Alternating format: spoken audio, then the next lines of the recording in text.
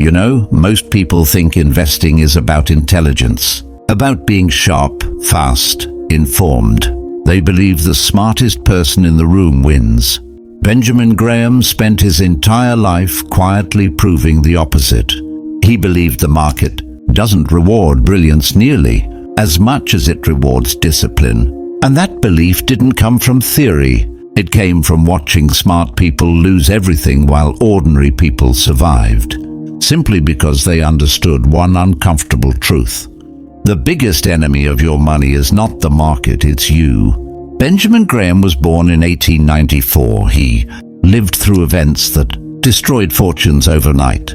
World wars, the Great Depression, market crashes so severe that people didn't just lose money, they lost hope. And yet, through all of this, Graham built wealth steadily, almost quietly, without drama. Not by predicting the future, but by refusing to be emotional about it. While others panicked, he calculated. While others chased excitement, he waited. And that patience became his edge. Here's the twist most people miss.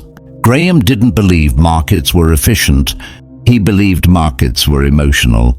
He believed prices were often wrong, not because of hidden information, but because human beings are inconsistent. Fear pushes prices too low, greed pushes them too high, and in between those emotional swings, opportunity quietly exists, but only for people who are prepared to act rationally when everyone else can't. He once described the market as a partner, not a master, a partner who shows up every day offering to buy or sell assets at wildly different prices, often irrational ones. The mistake most people make is thinking they must accept every offer. Graham taught that you don't. You're allowed to say no. You're allowed to wait. And waiting, in his philosophy, was not inactivity. It was strategy. Most investors today approach money backwards. They start with excitement. They look for stories, trends, predictions. They want reassurance that prices will go up soon. Graham started with protection. His first question was never, how much can I make? It was, how much can I lose if I'm wrong? That single shift in thinking changed everything. Because once you prioritize survival, growth becomes inevitable over time. This is where the emotional hook tightens. Graham watched people with good incomes, strong education, and confidence destroy themselves financially, not because they lacked opportunity, but because they lacked restraint. They borrowed too much. They chased returns. They assumed the market owed them growth. Graham rejected that entitlement completely. He believed the market owes you nothing. Your job is not to demand returns, but to construct a system that doesn't break when returns disappear temporarily. One of his most powerful ideas was the margin of safety. It sounds simple, almost boring, but it's devastatingly effective. The idea is this: never invest with no room for error. Buy assets only when they're priced far below what they're reasonably worth.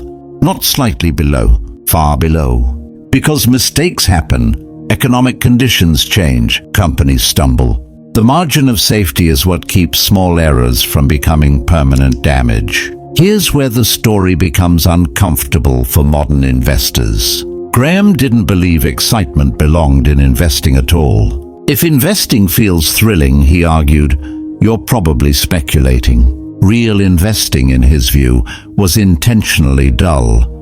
Numbers, balance sheets, cash flows, conservative assumptions, patience stretched across years, not weeks.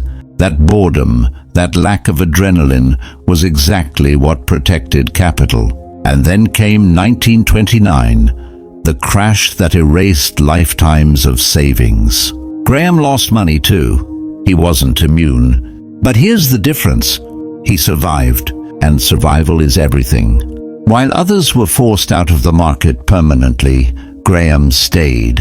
He learned, he adapted, and over time he rebuilt stronger.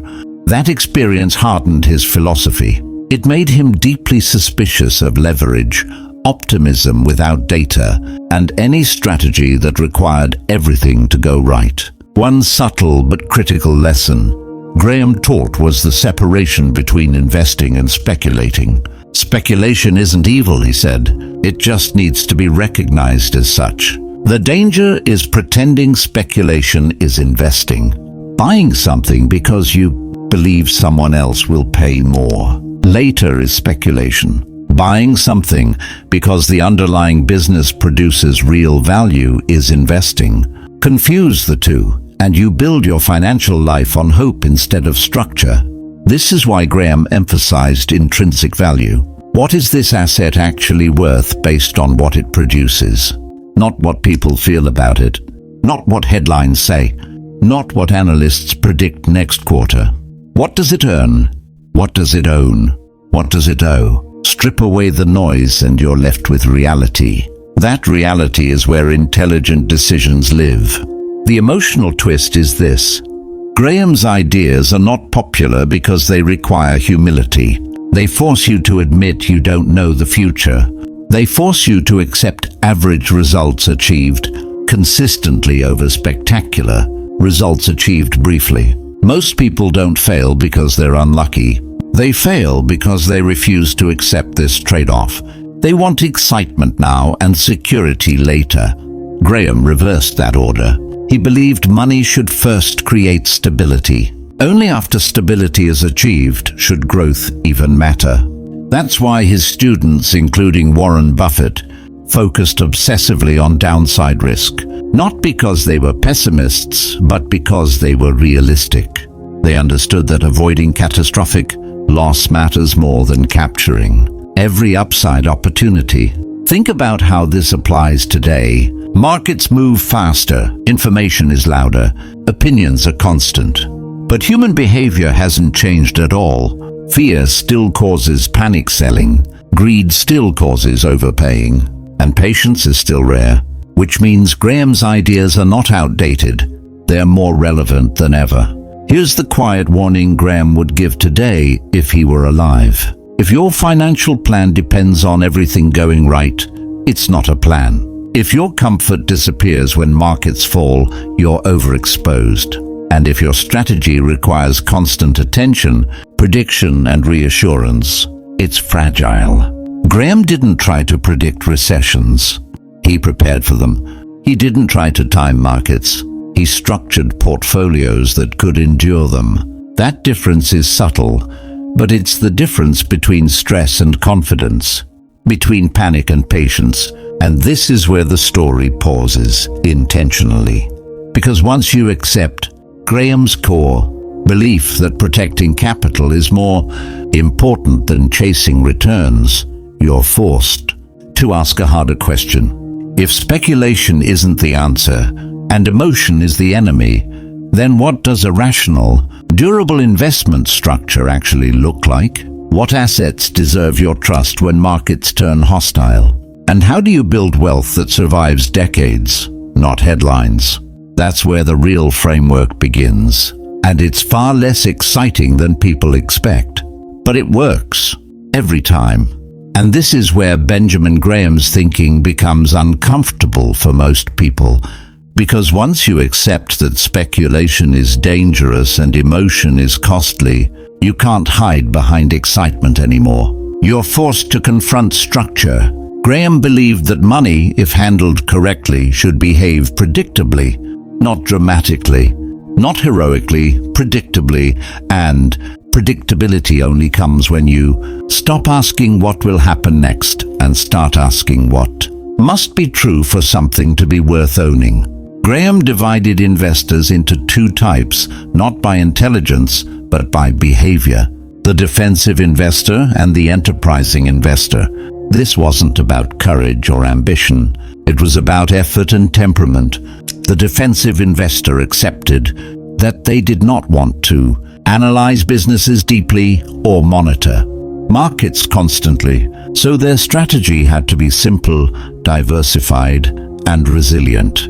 The enterprising investor was willing to do the work, read financial statements, understand balance sheets, and wait patiently for mispricing. But here's the key detail most people miss.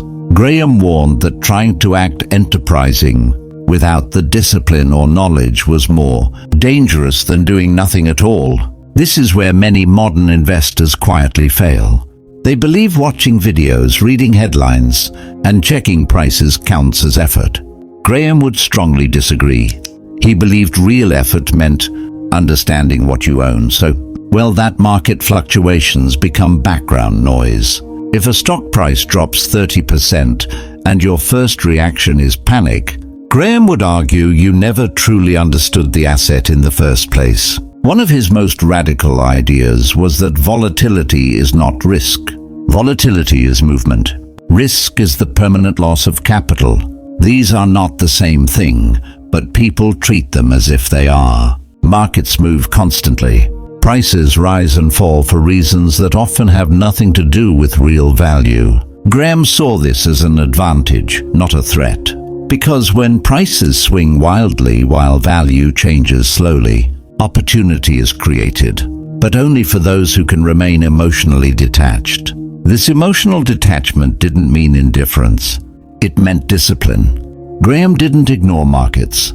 He observed them without letting them dictate his behavior. He trained himself to respond to facts, not feelings. That's why he warned investors never to check prices unless they were prepared to act rationally on them. Watching prices without a plan, he believed, was one of the fastest ways to sabotage yourself. There's a deeply human element here. Graham understood that humans are wired to seek comfort. Rising prices feel like validation. Falling prices feel like danger. But the market doesn't care about comfort. It cares about supply and demand. Graham's genius was realizing that the market's emotional instability could be used against itself. When fear dominates, prices fall below reality. When greed dominates, prices float above it. Your job is not to join the emotion, but to exploit its excesses calmly. This is where the concept of intrinsic value becomes central again. Graham didn't believe intrinsic value was a precise number. He believed it was a range, a conservative estimate based on assets, earnings power, and financial strength. He intentionally built in pessimism. He assumed bad years would happen. He assumed management would make mistakes. He assumed growth would slow. And if the investment still made sense under those assumptions, only then was it worth considering. Most people do the opposite. They assume best-case scenarios. They assume growth continues. They assume management executes perfectly. Graham assumed error and demanded protection against it. That mindset alone eliminated countless bad investments before they ever entered his portfolio. Another idea that made Graham unpopular was his skepticism of forecasting. He didn't believe anyone could reliably predict interest rates, economic cycles, or market direction. Not economists, not analysts, not himself. So he built strategies that didn't require accurate forecasts to succeed. This is crucial. If your financial plan needs correct predictions, it's fragile. Graham's approach worked precisely because it didn't depend on being right about the future, only disciplined in the present. He also believed diversification was essential, but not excessive. Diversification was protection against ignorance, not a replacement for understanding. Owning a reasonable number of carefully selected assets reduced the impact of any single mistake. But owning everything blindly without standards diluted conviction and returns. Balance mattered. Protection mattered. Thoughtfulness mattered. There's a quiet irony here. Graham's philosophy appears conservative, even cautious, but over time it produced extraordinary results. Not because it chased returns, but because it avoided disasters. Compounding works best when it isn't interrupted. Large losses break compounding. Graham's entire system was designed to keep compounding intact. He often emphasized that time, not timing, was the real source of wealth. This idea sounds obvious, but it's incredibly difficult to live by. Watching others get rich quickly tests patience. Watching markets surge without you tests discipline. Graham accepted that discomfort as the price of long-term success. He believed envy was one of the most dangerous emotions in investing, because it tempts you to abandon sound principles at the worst possible moment. There's another subtle lesson here.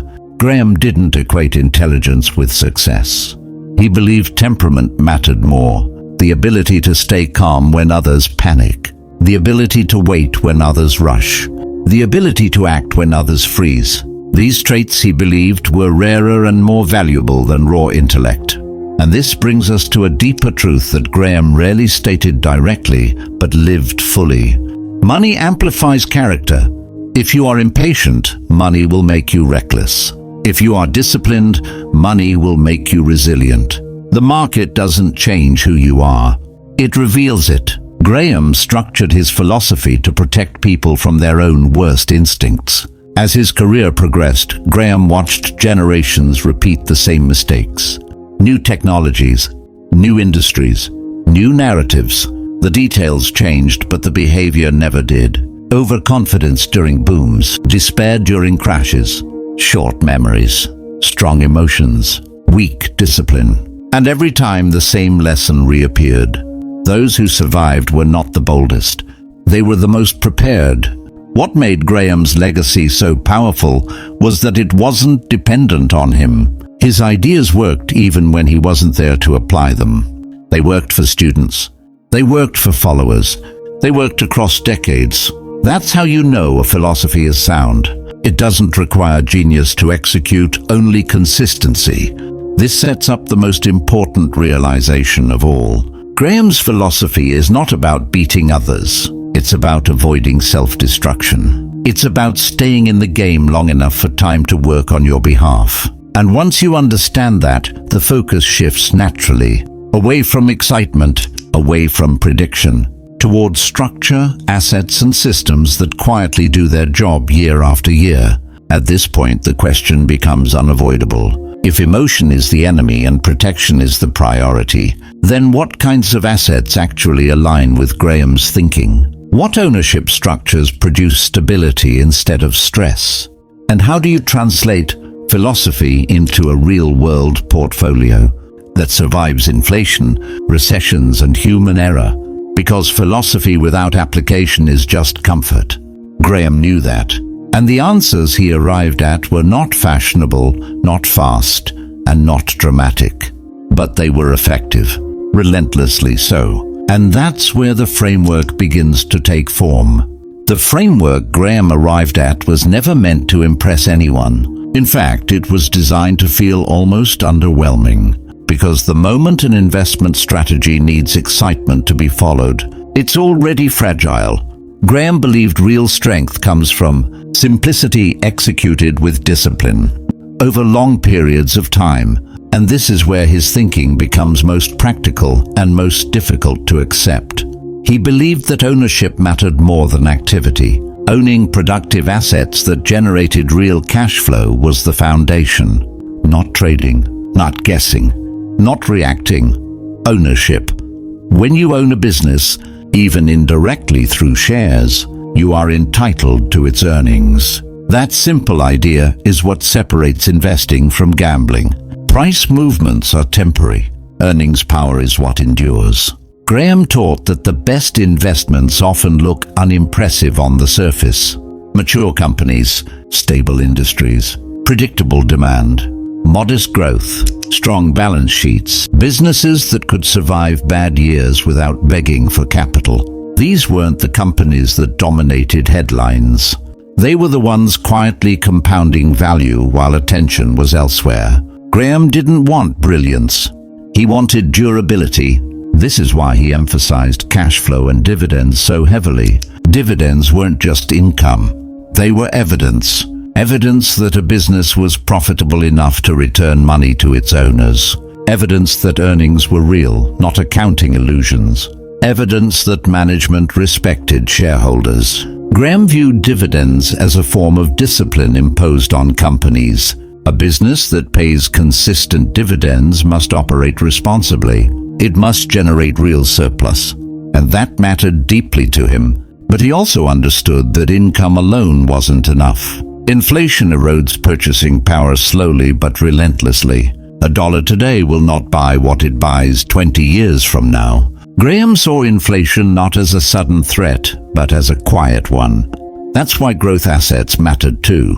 Not speculative growth, but participation in the long-term expansion of productive economies. Ownership of businesses that could raise prices, expand operations, and adapt over time. This balance between income and growth was central to his thinking. Income provided stability. Growth provided protection against the future. Lean too far into one, and the structure weakened. Graham rejected extremes. He favored balance built on conservative assumptions. Another pillar of his framework was financial independence from forced decisions. He despised leverage used recklessly. Debt, in his view, removed flexibility. It created urgency where patience was needed. It forced selling when holding was rational. Graham believed the best investors were those who could say no, who were never compelled by circumstance to act against their judgment. This extended beyond portfolios into personal finance itself. He believed your lifestyle should not depend on market optimism. Expenses should be manageable even in bad years. Security should come from structure, not confidence.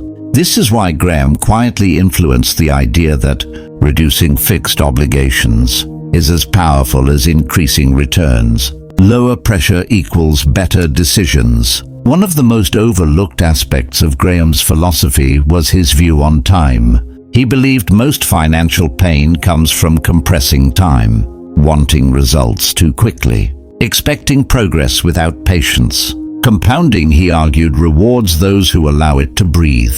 Interrupt it with panic and its power collapses. Protect it with discipline, and it becomes almost unstoppable. This is where the emotional payoff of his thinking becomes clear. Graham didn't promise wealth without effort. He promised peace without constant worry. He believed a well-constructed financial life should allow you to sleep at night. If your investments keep you anxious, something is wrong. Stress is often a signal that risk is misunderstood or underestimated. He also warned against complexity disguised as sophistication. The more moving parts a system has, the more likely it is to fail under pressure. Graham favored clear rules, clear limits, clear reasons for owning assets. If you couldn't explain why you owned something in plain language, you probably shouldn't own it at all. Over decades, this approach quietly separated outcomes. Those who chased excitement experienced cycles of hope and regret. Those who followed structure experienced slow, steady progress. The difference wasn't intelligence. It was temperament applied consistently. As Graham aged, he became less interested in maximizing returns and more interested in minimizing regret. He understood that financial success isn't measured only by numbers, but by freedom. Freedom from fear. Freedom from constant reaction. Freedom to live without the market controlling your emotions. And this is the final twist. Graham's philosophy was never really about money. Money was just a tool. What he was actually teaching was self-control, patience, humility, the ability to accept that you don't need to win every day to win over a lifetime. He understood something most people discover too late. The market will always offer temptation. New stories, new opportunities, new reasons to abandon discipline, and it will punish impatience far more often than ignorance. Those who survive are those who build systems strong enough to withstand themselves. That's why Graham's ideas endure. Not because markets stayed the same, but because human behavior didn't. Fear still feels urgent, greed still feels justified. And discipline still feels uncomfortable in the moment and obvious in hindsight. The real legacy of Benjamin Graham is not a formula or a checklist. It's a mindset. Protect first. Grow second. Respect risk. Ignore noise. And never confuse movement with progress. If you do that long enough, wealth becomes a side effect, not the goal. Stability becomes normal. And financial confidence stops being Something you chase and starts being something you live with. That was Graham's quiet rule, and it still works.